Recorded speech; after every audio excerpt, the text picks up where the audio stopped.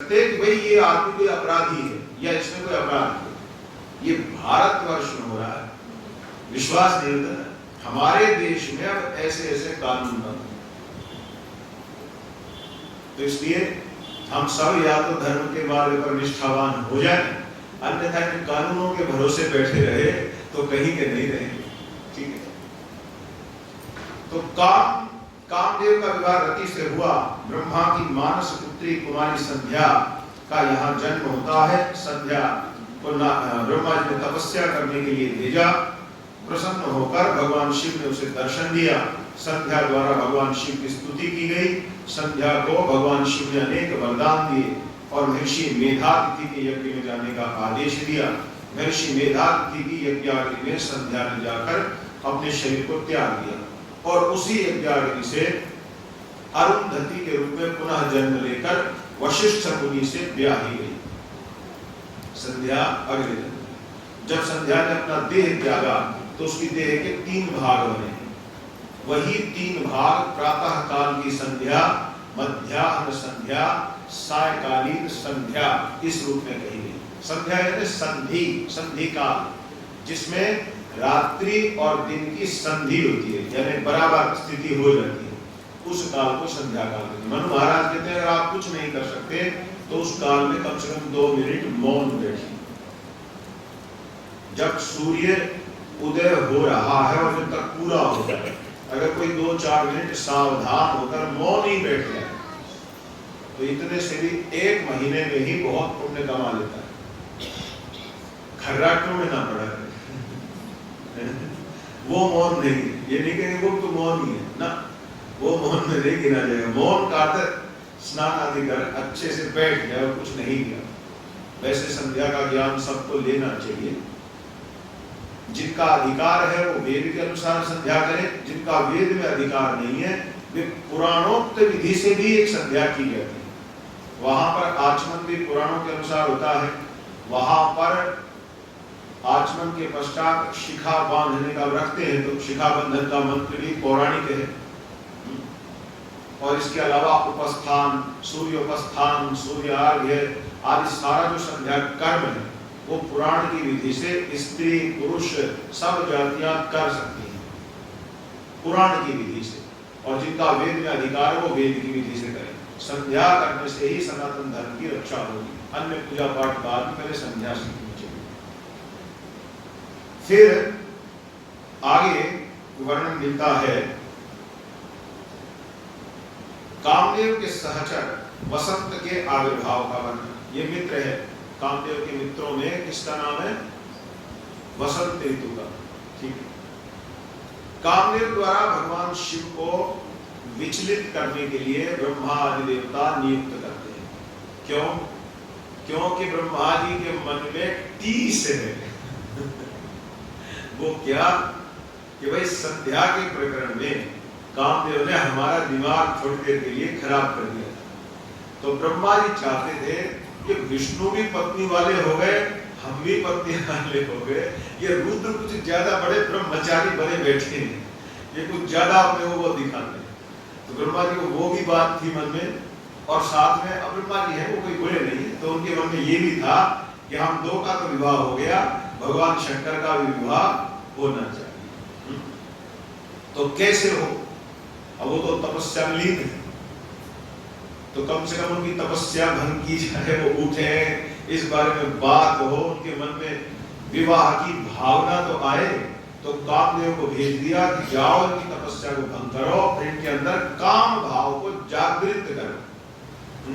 ब्रह्मा आदि देवताओं ने मिलकर कामदेव आए, बहुत प्रयत्न किया, कोई असर नहीं हुआ। ब्रह्मा जी द्वारा कामदेव के सहायक मार गणों की उत्पत्ति की गई। ये काम के सहायक कुछ विशेष देवता हैं। ब्रह्मा जी का उन सबको शिव जी के पास भेजना और कहना कि जाओ अपना कार्य करके आओ। वे लोग भी विफल होकर के आ गए। अब भी महादेव की तपस्या में कोई अंतर नहीं पड़ा।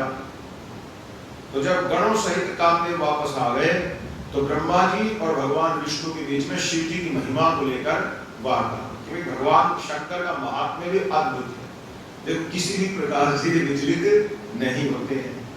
तब ब्रह्मा जी द्वारा क्या किया गया? ब्रह्मा जी समझ गए कि छोटे मोटे काम आदि देवताओं के द्वारा ये काम होने वाला नहीं, तो क्या करना पड़ेगा? ब्रह्मा जी ने सोचा पराम्बा परमेश्वरी ही अवतार लेकर के आए, वही इनके मन में विवाह की भावना का संचार कर सकते हैं, क्योंकि अन्य से इनका विवाह होना भी नहीं। तो ब्रह्मा जी ने भगवती पराम्बा परमेश्वरी की स्तुतियां की। भगवती ने प्रसन्न होकर ब्रह्मा जी को वरदान दिया, ठीक है, जैसे आप चाहते हो वैसे हो जाएगा।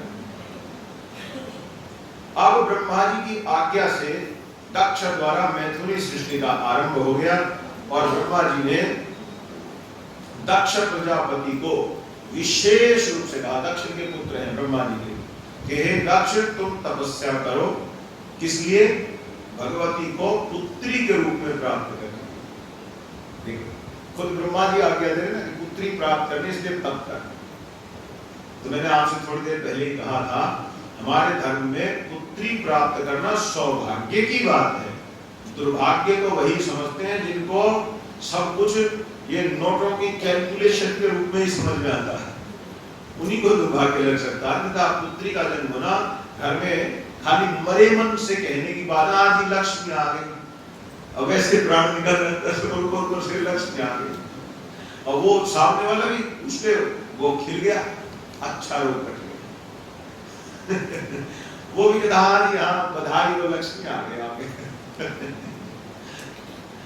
ऐसे नहीं, सत्य में ही आपको सौभाग्य मानना चाहिए। जैसे मैंने आपको कहा 10 पुत्रों के पुण्य के बराबर, 10 पुत्रों के पालन पोषण के बराबर पुण्यवान बनता है जो व्यक्ति एक पुत्री का पालन पोषण करके उसे संस्कारी बनाता है। ये शास्त्र वचन। तो दक्ष प्रजापति ने ब्रह्मा जी की आज्ञा से तपस्या आरंभ की और भगवती का साक्षात्कार किया। पराम्बा परमेश्वरी उनको दर्शन देने आई। माता से कहा, हे माँ, आप मेरे घर में मेरी पुत्री के रूप में जन्म लो। माता ने भी कह दिया तथास्तु, ठीक है, मैं आपके यहाँ कन्या के रूप में जन्म लेकर आऊंगी। ब्रह्मा जी की आज्ञा से अब दक्ष द्वारा मैथुनी सृष्टि का आरंभ हुआ और हर्यश्वगण नाम के 10,000 पुत्र ब्रह्मा जी की आज्ञा पर दक्ष ने उत्पन्न किया अपने विशेष योग बल से। तो 10,000 पुत्रों को भी दक्ष ने कहा तुम जाओ वन में तप करो, विशेष योग बल प्राप्त करो और सृष्टि का और विस्तार करना। इन पुत्रों को एक शब्द में कहा गया हर्यश्वगण। तो ये हर्यश्वगण गए, तप किया, लेकिन तपस्या के समय नारद मुनि आ गए। नारद जी बोले क्यों तपस्या कर रहे हो? बोले हमारे पिताजी की आज्ञा है कि कठोर तप करो, योग बल प्राप्त करो, मुझसे भी अधिक संतानों को सृष्टि में लाओ, क्योंकि उस समय नई नई सृष्टि बन रही थी जिससे संसार जीवों से भर जाए। नारद जी ने कहा मूर्ख हो, इतनी कठोर तपस्या केवल संतान उत्पत्ति के लिए करते, जब इतना ही कठोर तप करना तो तुम भगवान को पाने के लिए क्यों नहीं करते? अब हर्यश्वगण को कुछ बात समझ में आ गई, बात तो सही है, इतनी छोटी सी चीज के लिए अब इतनी कठोर तपस्या करें। तो हर्यश्वगण ने अपना संकल्प बदल दिया और पिता के कोप से बचने के लिए वहीं के वहीं कहीं और वनों में चले गए और सारे सन्यासी होकर भगवान को पाने के लिए निकले। अब जब ये बात दक्ष को पता चली, दक्ष को बड़ा क्रोध आया कि नारद ने तो सत्यानाश कर दिया, 10,000 बेटों को हमारे सन्यासी बना दिया। तो बहुत क्रोध आया, पर किसी तरह अपने क्रोध को बस पी गए मन ही। पुनः बहुलाश्वगण नहीं सबलाश्वगण नाम से पुनः भारी संख्या में पुत्रों को योग बल से फिर उत्पन्न किए, उसी उद्देश्य से भेजा। अब नारद जी भी मानने लगे फिर पहुंच गए और फिर वही काम कर दिया, वो फिर सन्यासी बना। अब दक्ष से रहा नहीं गया। दक्ष नारद को श्राप दिया कि हे नारद, जैसे तूने मेरे पुत्रों का सत्यानाश कर दिया। संसारी लोग यही सोचते ना, सन्यास हो गया सत्यानाश। तो इस दृष्टि से नारद जी को बोले कि जैसे तुमने मेरे संतानों का सत्यानाश कर दिया है, मैं भी तुमको श्राप देता हूं हे नारद।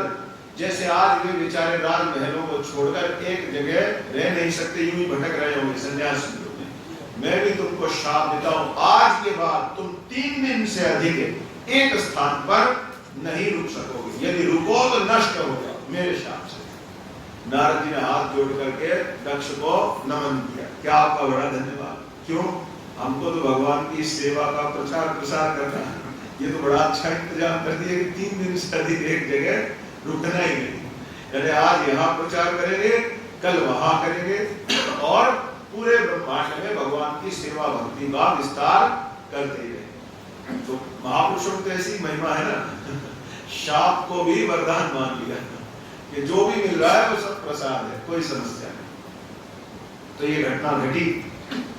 इसके पश्चात दक्ष की 60 कन्याओं का विवाह, दक्ष के यहाँ देवी शिवा सती का प्राकट्य हुआ और सती की बाल लीलाओं का वर्णन किया गया। तो बोलिए माता सती की जय।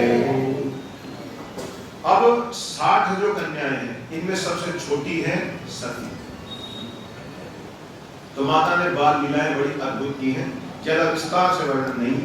सती द्वारा नंदा व्रत का अनुष्ठान किया गया। नंदा तिथियां होती हैं 3, तो उन तिथियों पर विशेष व्रत किया गया। किस लिए? जैसे ही सती बड़ी हो गई तो इनके जन्म का मूल कारण क्या था? किस लिए जन्म कराया गया? शिव जी से विवाह कराया। तो इन्होंने नंदा व्रत का अनुष्ठान आरंभ किया और देवता लोग भगवान शंकर की स्तुति करते हैं। ब्रह्मा और विष्णु द्वारा भगवान शिव के विवाह का प्रस्ताव, पार्वती खंड में विस्तार से विवाह का वर्णन है, सती खंड में संक्षेप में कहा है। तो वो सब कल आएगा, भगवान शंकर और माता पार्वती के विवाह का विस्तृत वर्णन। आज तो केवल सती खंड में थोड़ा सामान्य रूप से, क्योंकि लगभग एक जैसा ही वर्णन है, तो एक ही जगह विस्तार से कर देंगे। तो ब्रह्मा और विष्णु ने भगवान शंकर से विवाह के लिए प्रार्थना की और कहा कि अब आप मान जाओ, विवाह कर लो। भगवान शिव द्वारा सती को वर प्राप्ति और शिव का ब्रह्मा जी को दक्ष प्रजापति के पास भेजा। तो भगवान शंकर ने वरदान दे दिया, नंदा व्रत आदि कठोर तपस्याओं के फल स्वरूप ठीक है, आप हमें पति रूप में प्राप्त कर ली। तो ब्रह्मा जी को शांति देवी, अब पक्का काम हो गया, अब तो विवाह होगा, क्योंकि शिव अपने वरदान को तो गलत नहीं होने देंगे। भगवान शिव द्वारा सती को वर प्राप्ति और शिव का ब्रह्मा जी को दक्ष प्रजापति का। अब देखिए, ब्रह्मा जी दोनों तरफ से हैं भाई, अब किस तरह से विवाह हो, बात को आगे तो बढ़ा। तो भगवान शंकर ने अपनी ओर से ब्रह्मा जी को कहा भेजा, दक्ष के घर तुम जाओ, कुछ चर्चा करो भाई विवाह किस तरह से हो। और ब्रह्मा जी कौन है वैसे? दक्ष के पिता है, तो इन्हें सती के दादा है। तो दादाजी इधर से भी है और उधर से भी है, तो दोनों तरफ का काम देख रहे। इधर आकर के ब्रह्मा जी ने दक्ष को समझाया कि अब हमें इस विवाह की बात को आगे बढ़ाना चाहिए। फिर वर्णन है शिव का सती के साथ विवाह। मैं आज संक्षिप्त में कह रहा हूं, कल इसको विस्तार से कह देंगे, क्योंकि पार्वती खंड में विवाह का बहुत विस्तृत वर्णन है और लगभग एक जैसा सही वर्णन है, बस थोड़ा सा अंतर आ जाता है, यहाँ सती है वहां पार्वती, क्योंकि समय आज हो ही चुका है।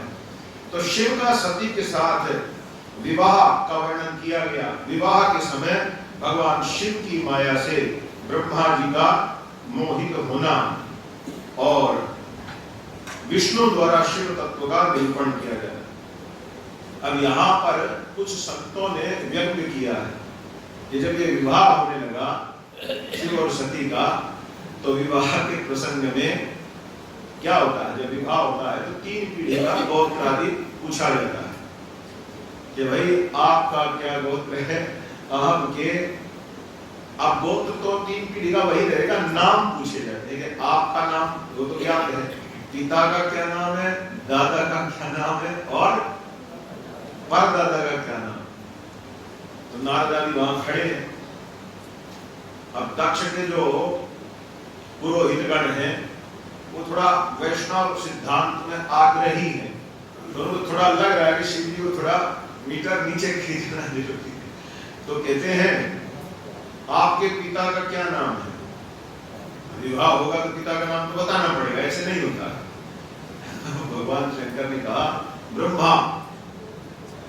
क्यों? भौहों के बीच में सारे तो उस रिश्ते से कह दी। बोले ब्रह्मा। बोले ठीक, एक काम करें। दादा? बोले नारायण। वो कैसे? ब्रह्मा नाभि से कमल और कमल के ऊपर आए थे, तो वो उनके पिता। अब बोले और पितामह, पर पितामह परदादा? अब बोले वो तो सबका भी मैं ही हूँ। अगर इतनी पीछे जाओगे तो सबका परदादा तो फिर मैं ही हूँ। अब किसी की समझ में नहीं आया, अब वो उल्टा चुप हो गए कि ये कैसा जवाब?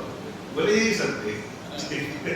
अब पिता पूछो बता दिए, दादा पूछो बता दे, परदादा तक जाओगे फिर हम ही, क्योंकि उससे आगे कहानी किसी के पास नहीं। तो नारद जी को बड़ा क्रोध आया। नारद जी ने उन पुरोहित ऋषियों को डांटा कि क्या ऐसे प्रश्न तुमको भगवान शिव से करने चाहिए? क्या तुम लोग नहीं जानते कि शिव साक्षात संपूर्ण संसार के पिता हैं? उनके पिता परदादा आदि की कल्पना क्या औचित्य है? तो इस प्रकार को शांत करके फिर विवाह का कार्य आगे बढ़ाया गया।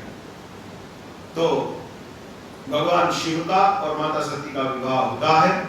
यहीं पर ब्रह्मा जी का रुद्र शिव नाम पड़ा, क्योंकि ब्रह्मा जी से थोड़ा अपराध हुआ तो भैरव ने उनका एक सिर काटा। यहाँ भी ऐसा वर्णन है। फिर शिव और सती वृषभारूढ़ होकर कैलाश पर्वत की ओर आ गए।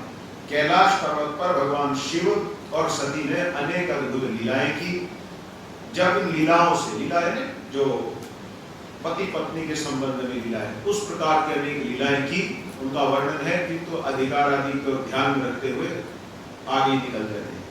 फिर एक दिन माता सती ने प्रश्न किया भगवान शिव से, किस विषय में, वो हम आपको बताएं कि हे प्रभु ये बताइए, अब ठीक है आपके साथ हमारा विहार आदि वो सब हो गया, संसार धन हो गया, किंतु आपको परमात्मा के रूप में सदैव सदैव पाने के लिए क्या करना चाहिए, इस विषय में मुझे आपसे जानना है। तो भगवान शंकर कहने लगे, हे देवी, ये जो आपने प्रश्न किया है ये गंभीर है।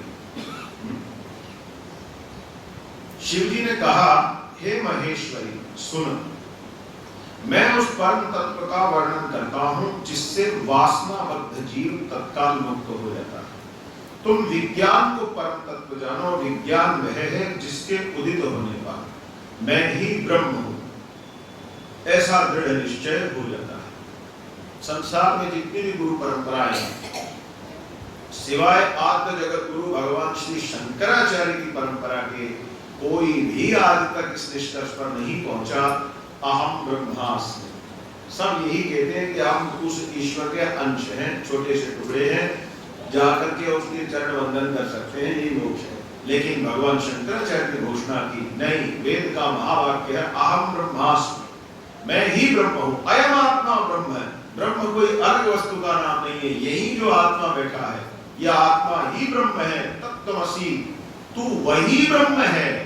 वर्तमान बोधक वाक्य तत्त्वमसि, असि, असि वर्तमान काल सूचक शब्द है, अर्थात ये नहीं कि तू भक्ति साधना आगे ब्रह्म हो जाएगा, ऐसा भी नहीं है, तू वर्तमान क्षण में भी ब्रह्म ही है। तो यहाँ भगवान शिव माता सती से कहते हैं, इस ज्ञान की प्राप्ति परम उद्देश्य है।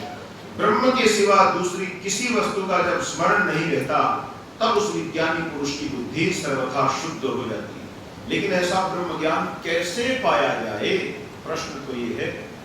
तो उस ब्रह्म ज्ञान की सिद्धि के लिए भगवान शंकर माता पार्वती से कहते हैं, सती से कहते हैं, श्रवणं कीर्तनं चैव स्मरणं सेवनं तथा दास्यं तथार्चनं देवी वंदनं मम सर्वदा सख्यमात्मार्पणं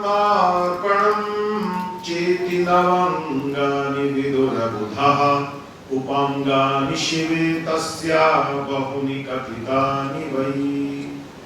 भगवान ने कहा, मेरे चरणों में नवधा भक्ति, 9 प्रकार से की जाने वाली जो भक्ति है, यदि वो शिव के चरणों के प्रति हो तो ब्रह्म ज्ञान की प्राप्ति हो जाती है। अब वो क्या है? 9 प्रकार की भक्ति। प्रथमा भक्ति उसमें से क्या? श्रवणम, जो आप सब इस समय कर रहे हैं, आप भगवान की कथा का श्रवण कर रहे हैं, तो ये प्रथम अंग है।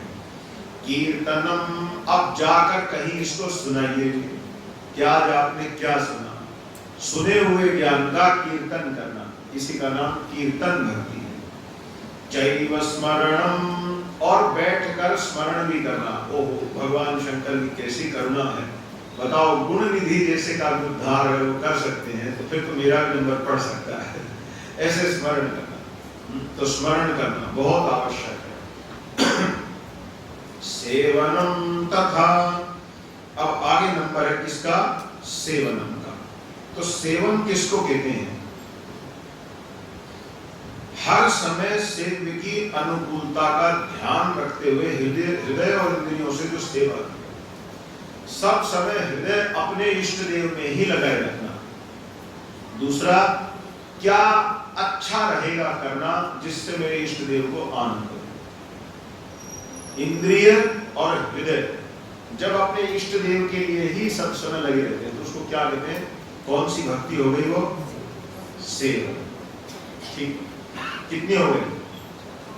श्रवण, कीर्तन, स्मरण और सेवन, 4 हो गए। अब आगे बढ़े, बोले दास्यम तथा चनम। दास्यम, अपने प्रति क्या भाव रखना? मैं तो भगवान का सेवक हूं, मेरी एक पहचान। अभी हम लोग क्या मानते हैं खुद को? मैं डॉक्टर हूं, मैं वकील हूं, मैं फलाना हूं, मैं ढींगा हूं। नहीं, ये सब दुनियादारी की पहचान है। हृदय में क्या मानिए खुद को कि मैं तो भगवान शंकर के चरणों का दास हूं और कुछ नहीं। ये सब तो ऊपरी मेरी उपाधियां हैं, लोक में प्राप्त होने वाली और फिर प्राप्ति के बाद एक दिन जाने वाली उपाधियां हैं। लेकिन मेरे हृदय में क्या स्थिति है? मैं भगवान शिव का दास हूं। ऐसी जिसकी भावना है, सब समय शिव जी की सेवा के लिए प्रयत्नशील रहे। सबसे बड़ी सेवा क्या है? इस शिव पुराण को घर घर पहुंचाइए। आपके यहाँ कोई शुभ कार्य होता है तो शिव पुराण ही उपहार में दीजिए, अपने मित्रों को उपहार में दीजिए। श्रावण मास चल रहा है, सब लोग संकल्प करेंगे भाई 11-11 शिव पुराण मैंने दान कर, अपने मित्रों को दीजिए, रिश्तेदारों को दीजिए, किसी को भी दीजिए। हिंदी भाषा में गीता प्रेस से छपा ले, वही शुद्ध छपा है, वाक्यों में थोड़ा इधर उधर बात दिखती है। तो सेवा दास की तरह ये सोच के कि इस तरह से शिव की ये कथा हर घर में चली जाएगी, हर भक्त शिव की इस कथा का पाठ करेगा, 2 घर में बैठे सुनेंगे तो भगवान को आनंद होगा। तो शिव की इस सेवा का प्रचार कीजिए, शिव पुराण को घर घर पहुंचाइए। 11-11 शिव पुराण सब दान करें सावन के महीने में, तो ये सेवा हो जाएगी। आपको भी दास कहा जाएगा। तथा चनम, अर्चनम माने भगवान शिव की पूजा, वो पार्थिव शिवलिंग, उसमें कोई झंझट नहीं है, सब कर सकते हैं। ठीक है।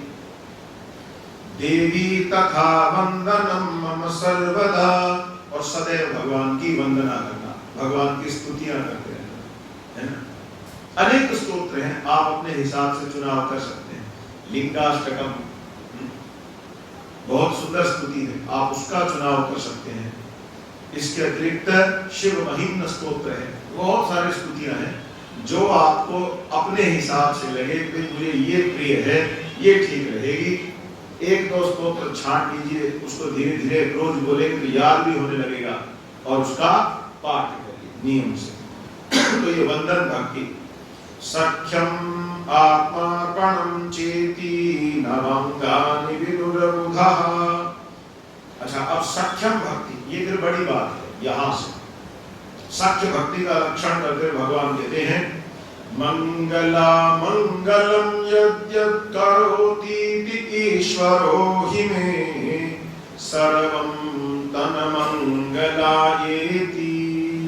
विश्वासः सख्य लक्षणम।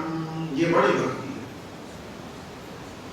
मेरे साथ जीवन में जो भी मंगल हो रहा है या अमंगल हो रहा है, मंगला अमंगलम, मंगल या दो ही चीज हो रही है, या कुछ अच्छा या कुछ बुरा, जो भी मेरे साथ भगवान कर रहे हैं, मंगला मंगलम यद यद करोति इति ईश्वरो हि मे। भगवान मेरे साथ जो जो कर रहे हैं तन्मंगलायेति, वो मेरे मंगल के लिए ही कर रहे हैं। विश्वासः सख्य भक्ति लक्षणम।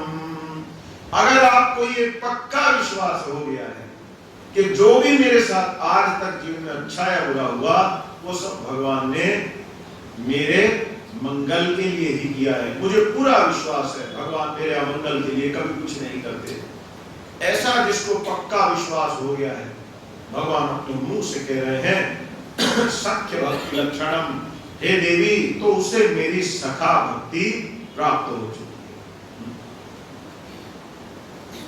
आगे आत्मार्पणम।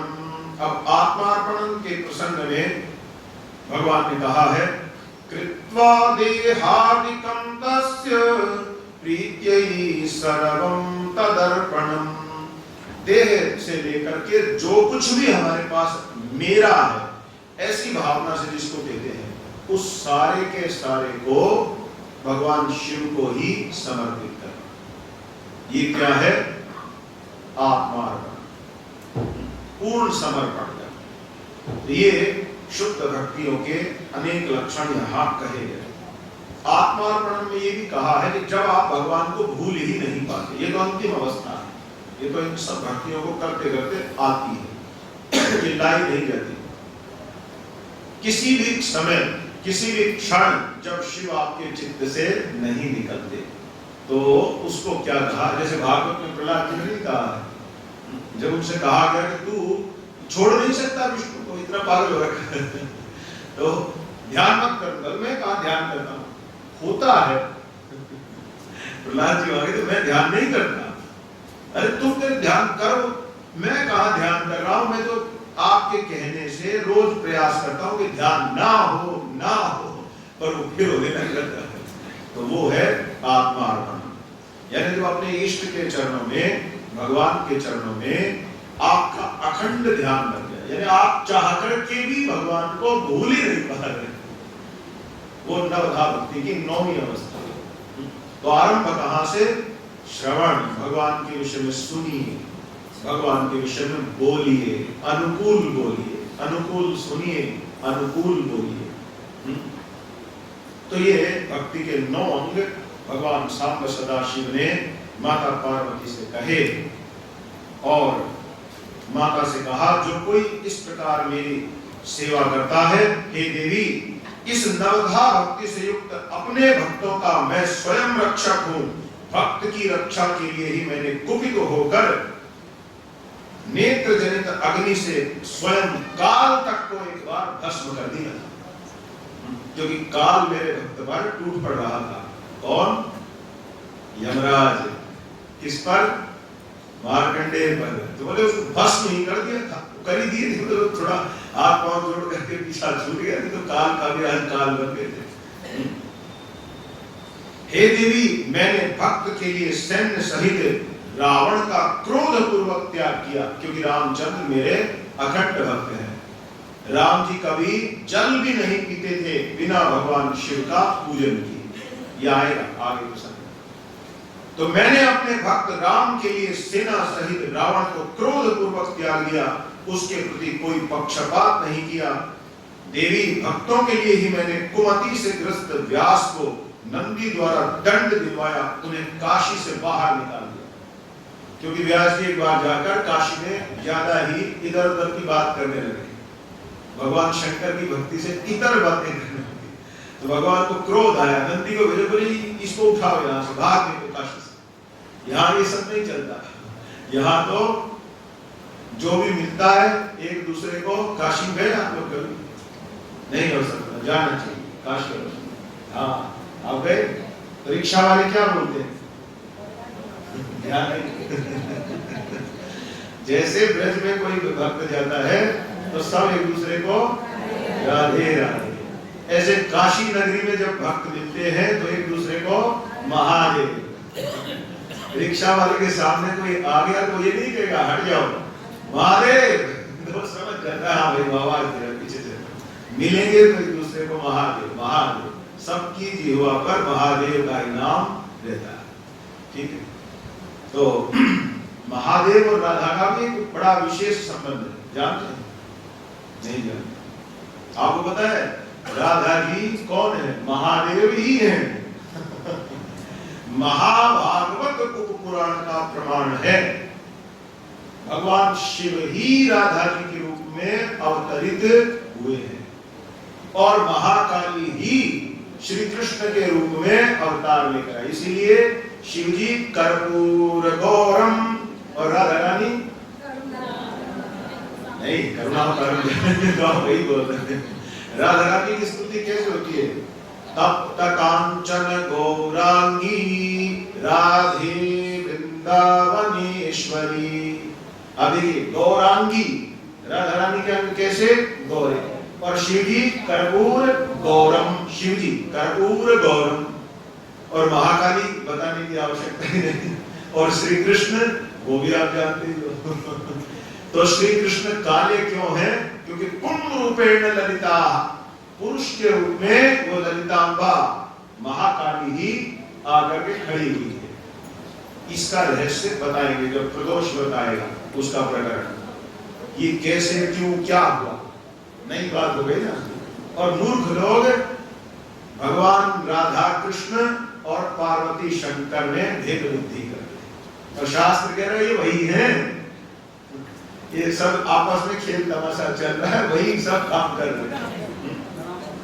तो हे देवी, बहुत कहने से क्या लाभ? भगवान शिव का जो नवधा भक्ति करते हैं, बोले बहुत कहने की क्या बात है, बस इतना समझ लो, मैं सदैव अपने शुद्ध भक्त के अधीन हूं। शिव जी, मैं अपने शुद्ध भक्त के सदा अधीन हूं और भक्ति करने वाले पुरुष के बहुत अधिक वश में हो जाता हूं। भगवान बोले, यानी कुछ ज्यादा ही कंट्रोल कर लेता है मेरा भक्त मेरे ऊपर, इसमें कोई संदेह नहीं है, शंका नहीं रहनी चाहिए इस बात में। तो भगवान अपनी भक्ति के वश। अब बताइए भागवत और शिव पुराण क्या भेद हुआ? वहां भी कहा अहम भक्त पराधीनो, और यहां भी लेकिन जो नहीं जानते वे भेद बुद्धि करके चलते हैं और अपना ही नाश करते हैं। इस प्रकार से भक्ति का महत्व सुनाया। फिर दंडकारण्य में अभी समय हो गया, कोई इस प्रसंग को, क्योंकि ये बहुत गूढ़ है, हम आपको कल ही सुनाए। अब आरंभ करेंगे तो फिर विलंब हो जाएगा, लंबा खींच जाएगा। एक कथा आप सबने रामचरितमानस से सुनी है कि कैसे सती को रामचंद्र जी को वन में विलाप करते देखकर मोह हो गया कि मुझे